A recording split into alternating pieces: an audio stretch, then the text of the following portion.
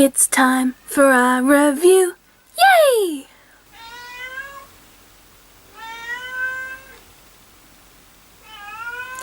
Even when there's no one in the house apart from the cat, like, I still can't film because the cat's all like, hey, pay attention to me, you have food!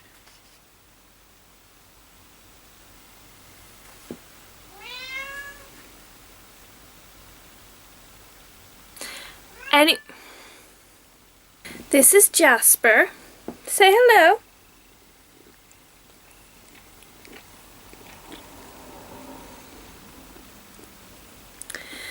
So it's time for another Hannibal review reaction thingamabob. What? Oh, you want to get down now? Huh? What are you doing?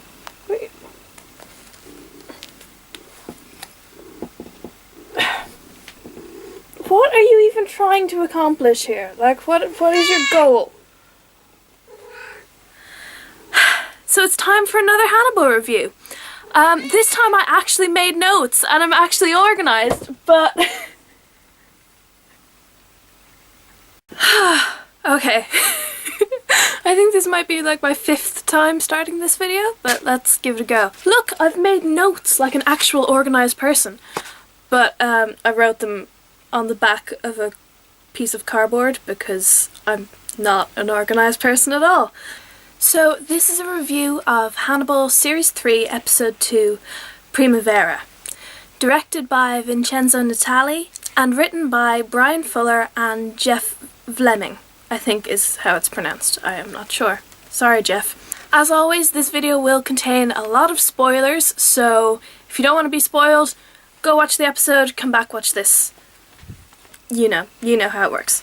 Okay, wow, this episode was so good. It was so good. It was proper, like, old school, intense, crazy, non-linear Hannibal, like, Series 1 or Series 2 too, but it was very, like, fractured Will, which, I mean, I don't like to see Will all over the place like that because Will is my baby and I just want to snuggle him, but that was really cool to like really get deep into that again. That was really cool. It was very different from last week, just in tone and everything, and I think that has a lot to do with last week was all about Hannibal and this week was all about Will, and Will and Hannibal experience the world very differently. I mean, they're obviously really connected and they have a lot in common, but even though Hannibal is, you know, so sophisticated and so scary and intense, he's also kind of a hormonal teenager in a way. Like, you saw last week, he's just sort of faffing about and like, yeah, I can kill people if I want to, you know. He's having a strop in Europe and he's having a very sexually charged strop in Europe. It's like a hormonal teenager, basically. But Will isn't like that. Will is quiet and intense and he doesn't really experience time in a linear fashion. Hannibal does. I mean, obviously you get flashbacks and stuff, but Hannibal sees things as like a straight on progression of one thing to another, you know? He can see all the same things in the world that Will can see, you know, that very intense, almost intuitive way of kind of seeing the world and putting things together. But Hannibal puts them together, oh, okay, this thing happened, then this thing happened, then da-da-da-da-da-da-da-da. Whereas Will has that same intuitive nature, but he doesn't see it all at the same time. He can see the past and the present all sort of are happening at the same time in his head, and in this episode especially that was highlighted. It was very disjointed in terms of how the plot developed, which is very Will and very in character for him, and especially where he is at the moment. So the episode opens with a scene from the Series 2 finale, and I really like that about this season so far, is that we get to experience all these different pieces of the previous seasons again, but either more is added to them or they're seen from a slightly different perspective.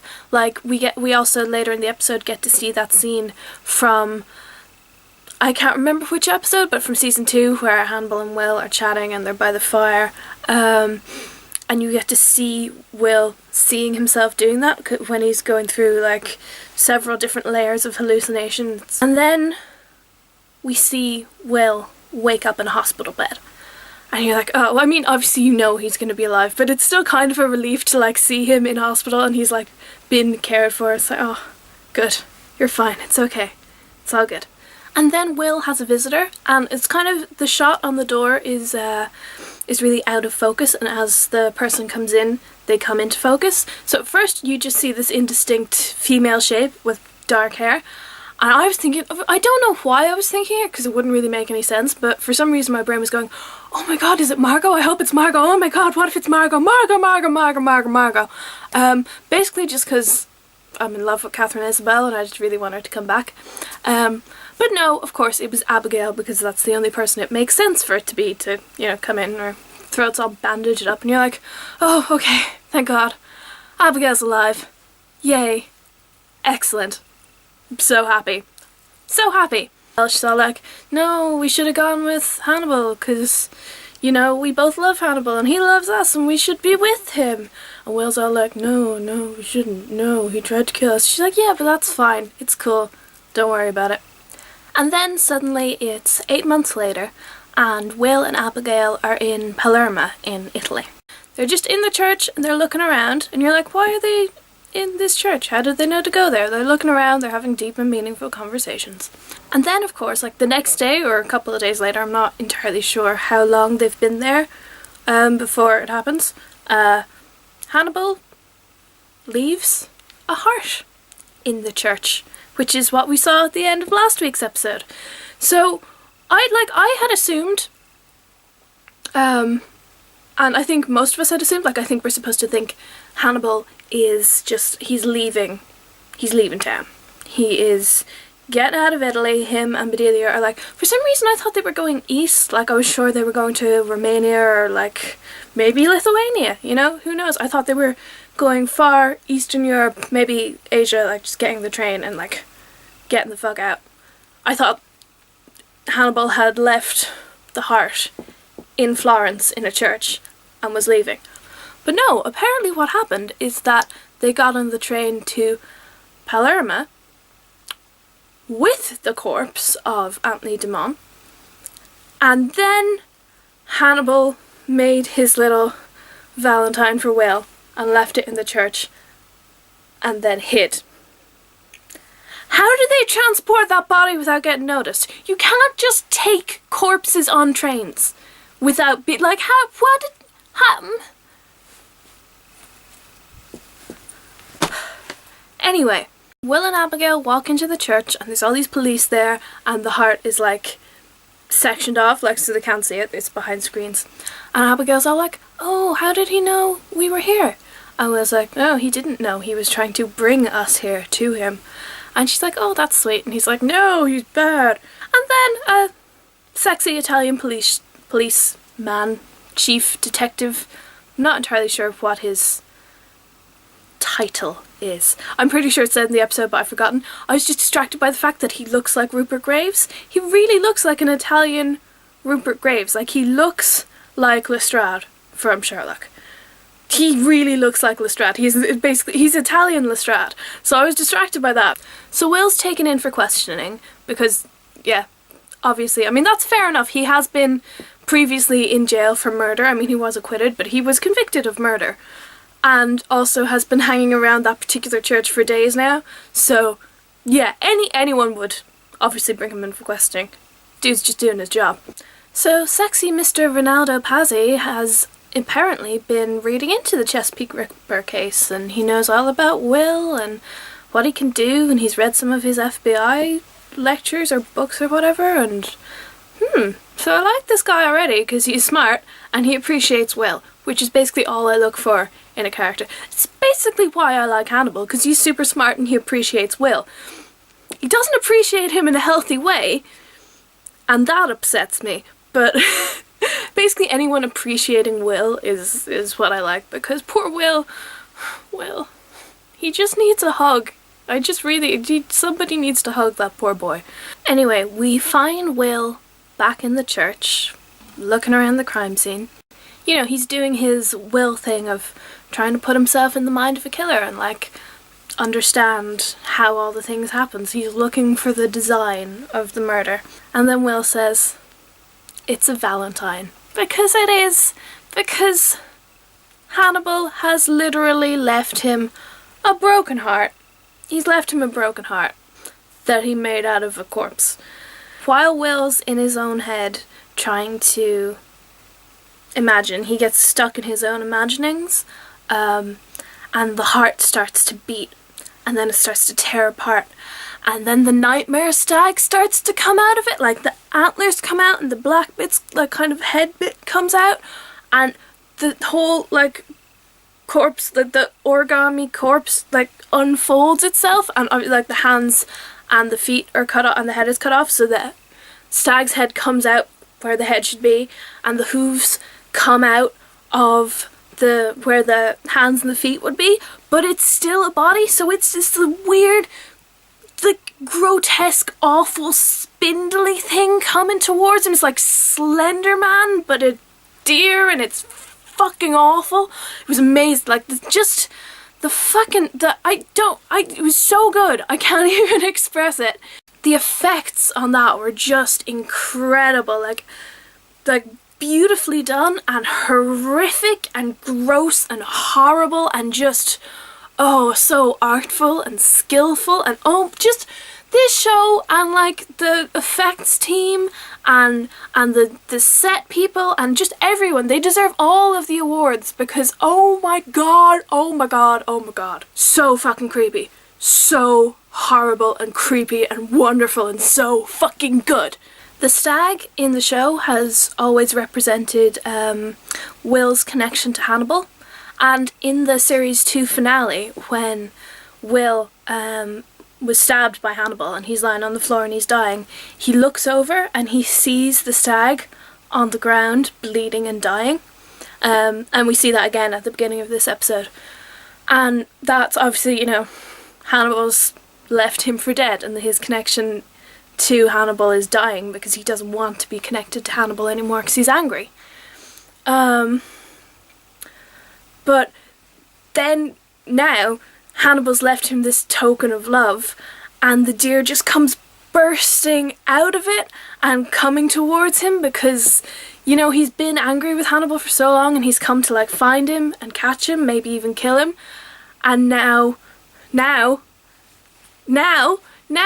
Hannibal's left him his heart, and that connection just comes surging back and like full force running towards him, and oh my god, it's just, oh, so beautifully written and beautifully done and fucking heartbreaking because Will just can't be angry anymore. He can't deny this connection he has with Hannibal anymore because Hannibal's literally left it there from him and he doesn't want to be. Like, that's why the deer is so threatening, and that's why he's kind of backing away from it, because he doesn't want this connection with Hannibal. He doesn't want to be connected to him, but he does, and it's just coming straight for him and like running into him and like straight back into his heart, and it's just, oh my god, oh dear, just the deer. I'm actually wearing my Scary Deer t-shirt, which is Nightfell and isn't related to Hannibal at all, but it is Scary Deer, and this was a scary deer. So just, I'm not a meta writer, but I am sure the actual proper meta writers are just freaking the fuck out right now and just like setting fire to their keyboards with how fast they're typing. I haven't actually read anything yet, but I will, because wow. So Will is having all these horrific visions and hallucinations and he's like trapped inside his own head, and while he's sitting on the steps of the church in the crime scene. But then Abigail brings him back. She's like, Will, are you alright? What's happening? She sits down beside him. They start talking about the Valentine that Hannibal left for them. And Will's like, he left us his broken heart. And Abigail's all like, yeah, we broke his heart, you know, why'd we have to do that? And Will asks her if she would still go back to him. And she says yes, she would go back to him. Because he made them a place. He made a place for them, you know? And Will just looks at her really sadly and says, "No, Abigail, he didn't make a place for you." And then, because flashbacks and because Will doesn't experience things in real time, we get to see what actually happened, not his hallucination, what actually happened. Abigail wasn't saved. Hannibal didn't cut her in exactly the right way to keep her alive, and he didn't do that to Will either. He didn't deliberately keep either of them alive. In fact, he fucking killed Abigail. Killed her. She's dead. She's been dead the whole time. She's been dead for 8 months. Fuck.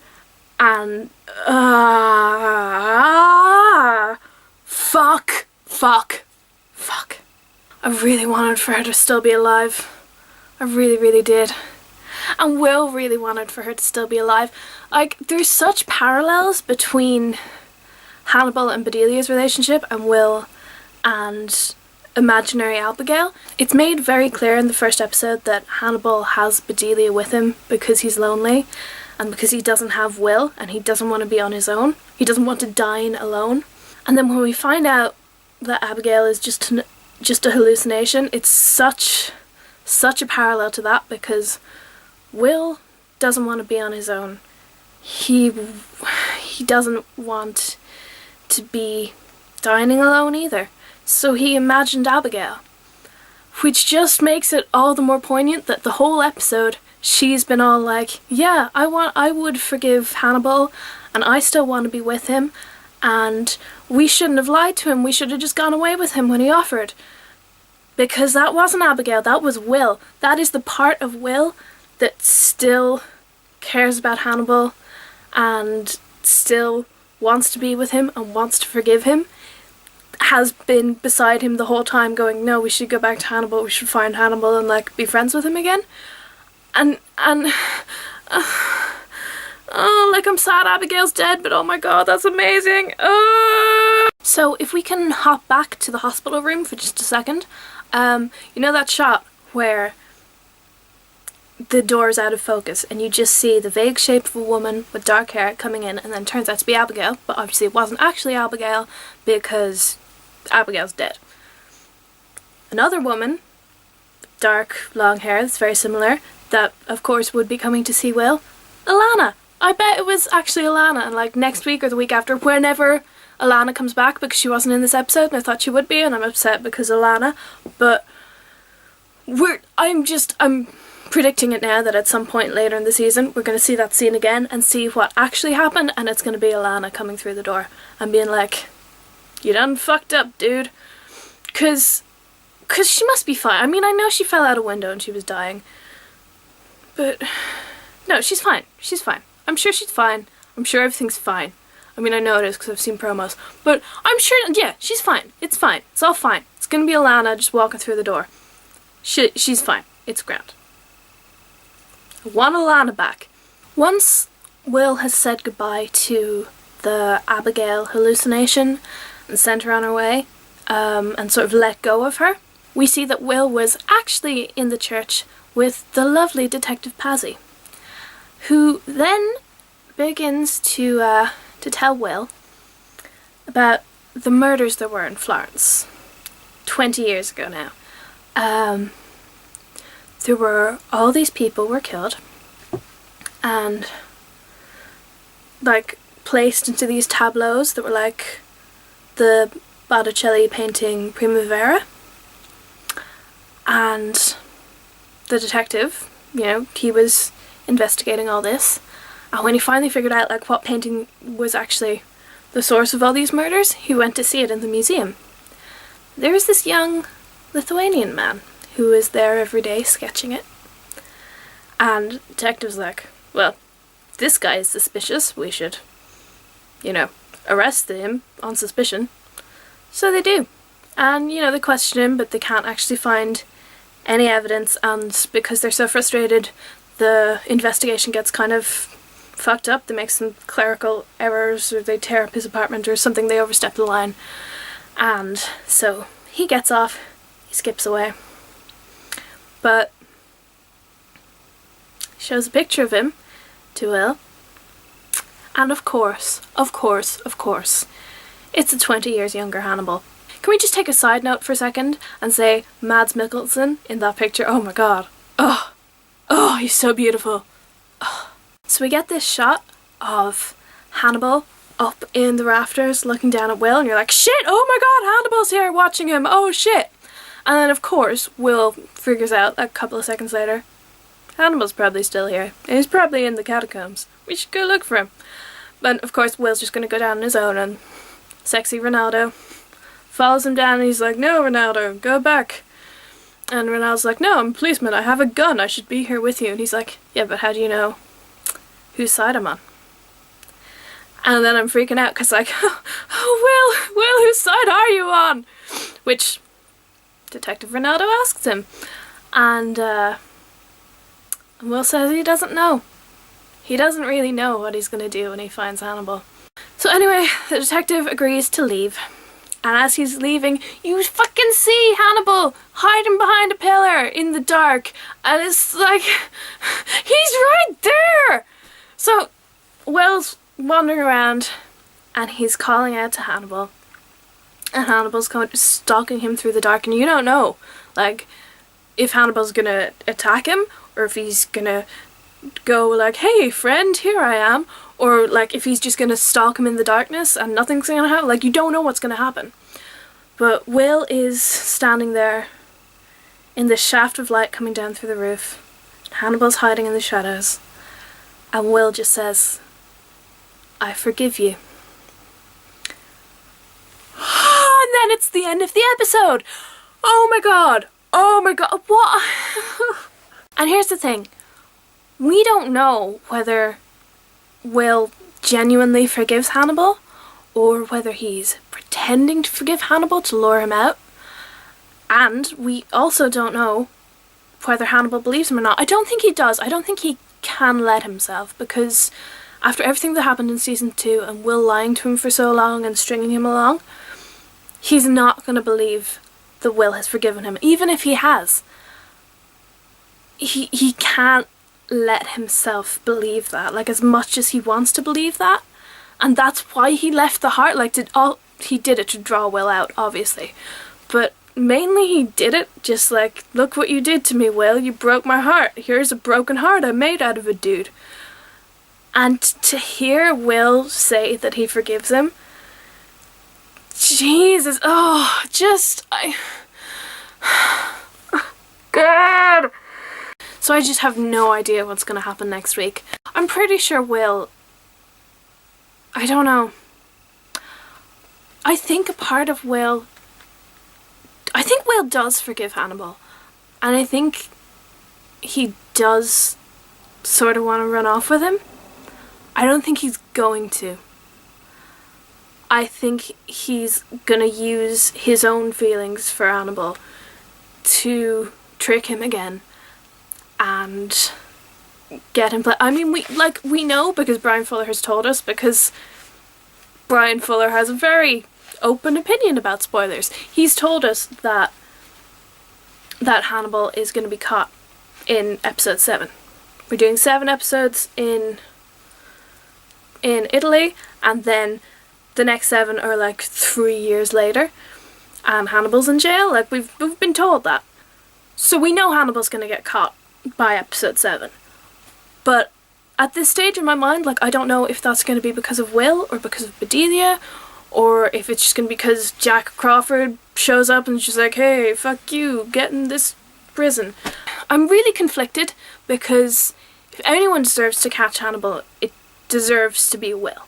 It really, like, Will deserves it. That man has put him through hell. But I don't think Will would ever forgive himself for catching Hannibal. I mean, I don't think he would ever forgive himself if someone else caught him either. Like, he can't let him be free, and he can't be with him because that's just too fucked up. Like, he knows that.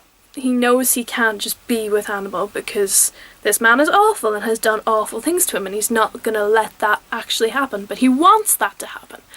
And he also wants him to be in jail, and he also wants to kill him. And it's just... And like, Hannibal wants to be with Will, but he also wants to eat Will. And it's just a really complicated relationship. and it's breaking my heart continually. But, unlike Hannibal, I'm not going to deal with it by murdering a dude and making an origami heart. Because no, how I'm going to deal with it is I'm going to go drink some wine now. That's how I'm going to recover. Hannibal. Yeah, just like fucking have a glass of Pinot Grigio and chill the fuck out. So yeah, I loved this episode. I have pretty much no complaints. I have one complaint. Last week's promo made it look like everyone was going to be in this episode, and they weren't, and that was upsetting. There was no Jack, there was no Alana, there was no Freddy, there was no Chilton. We were promised Chilton. He's not here. But it looks like we're definitely getting Jack next week, so yay, Jack! Oh, I love Jack Crawford. Oh. So that should be fun. It also looks like we're going to Lithuania, and like Will's gonna find out about Hannibal's origins, which oh my god, that's gonna be good. And it also looks like we're meeting Will's wife next episode, which she won't be his wife yet, but she's gonna be married to him in 3 years at the end of the season. I don't know how I feel about that. I mean, Will deserves to be happy, and if he finds someone that makes him happy and like takes care of him and like loves the dogs, good. Yeah, that's wonderful. Great. But I don't know. I mean, yeah, I don't know. I just don't know anymore. I don't know. I can't. So that was Primavera. I'm upset. I'm sure you are too. If you like this video, please give it a thumbs up and subscribe to my channel to see next week's review. And if you want to leave your thoughts about the episode in the comments, that'd be cool. We could have a little discussion about it. We can cry together. It'll all be fun. I'll see you next week.